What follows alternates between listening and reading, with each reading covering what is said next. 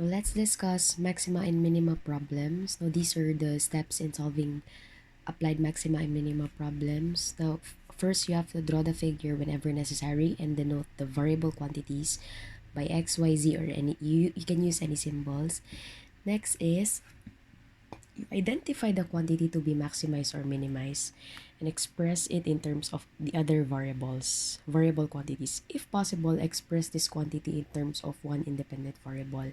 And then, with that function, you find the first derivative and you equate it to 0.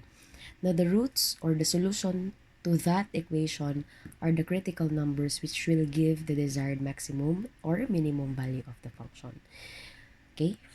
First, before anything else, you could actually download this copy in our Blackboard in the lecture module. Okay? To proceed, our first example, under perfect competition, a firm can sell at a price of 200 pesos per unit of a particular commodity it produces.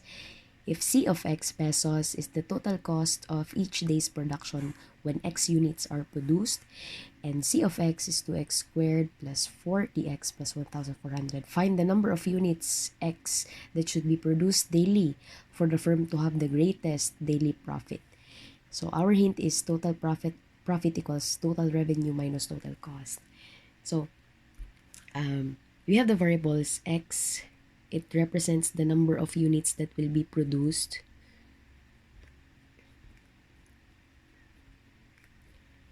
And the quantity to be produced, and the quantity that we have to maximize or minimize, or in this case, maximize, okay, we need, since we need the number of units for the greatest daily profit, then let's say P represents the daily profit. Okay, this is the quantity to be maximized. Now we need a function that will express profit in terms of number of units. So there's a hint here that total profit P as a function of number of units to be produced is equal to the total revenue. So this total revenue is the gross income depending on the number of units sold. So if it's worth 200 per unit, if you have produced X units in one day, then the gross income will be 200X. So this will be your total revenue. Then minus the total cost of production. Okay? Your expenses when you are doing the production. And that is C of X, which is this one. Okay? 2x squared plus 40x plus 1,400. Or we have 200x minus 2x squared minus 40x minus 1,400. To simplify, we have now profit in terms of x as a function of x. We could combine 200x and 40x. So we'll now have 200 minus 40. That will be 160x. And we have minus 2x squared minus 1,400. Since we are going to maximize the profit, then therefore the first derivative of profit will be what we will equate to 0. So let's have P prime of x. That will be 160x, or rather 160 minus 4x. And we will now equate that to 0. So whatever value of x that will be for this equation, okay, we have 4x, therefore is equal to 160. Then therefore x is equal to 160 over 4, that is 40 units, meaning you need to produce 40 units a day for you to gain or have the greatest daily profit. Okay, next, what positive number added to its reciprocal gives the minimum sum? Okay, so positive number, let's say that will be represented by x.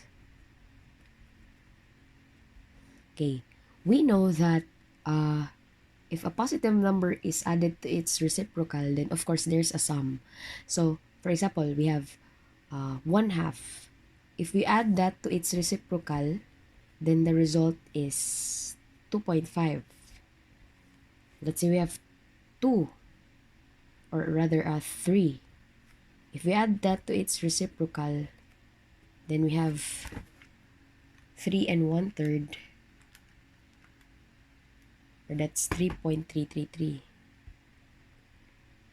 Okay, now we are looking for that certain number that if it's added to its reciprocal, the sum will be the smallest value of sum.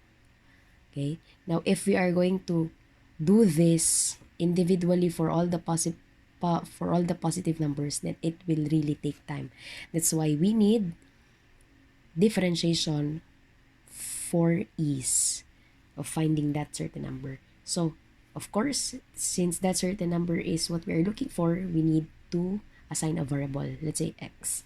So, if a positive number x is added to its reciprocal, which is of course 1 over x, there will be a sum s. Alright, so s here will represent the sum of the number and its reciprocal. Now, since s is the quantity that we should minimize, then therefore the first derivative of s, which is 1 minus 1 over x squared, should be equated to 0. Okay? Since s is the quantity to be minimized. Okay? So we now have 1 over x squared equals 1. So therefore x squared is equal to 1. Then therefore we have two values of x. We have, okay, x is equal to positive or negative square root of 1 or positive negative 1. So our first value of x is 1. Our second value of x is negative 1. So either of the two gives the minimum sum. Let's see. If we use 1, reciprocal of 1 is also 1, then the sum is 2. Okay? But if we use negative 1, reciprocal of negative 1 is also negative 1, then the result is negative 2. Now, this is greater sum, then this is smaller sum. So, since we are looking for the minimum sum, then therefore, negative 2 is the minimum sum. Meaning, the number that when added to its reciprocal gives the minimum sum is negative 1. So, negative 1. Since we are looking for a positive number, okay, I stand corrected. So, since this is a negative number, we have to reject this because what we're looking for is a positive number. So, the number added to its reciprocal that will produce the smallest sum is 1. Okay? Okay, next. Sum of two numbers is 50. What are the numbers if their product is to be largest possible?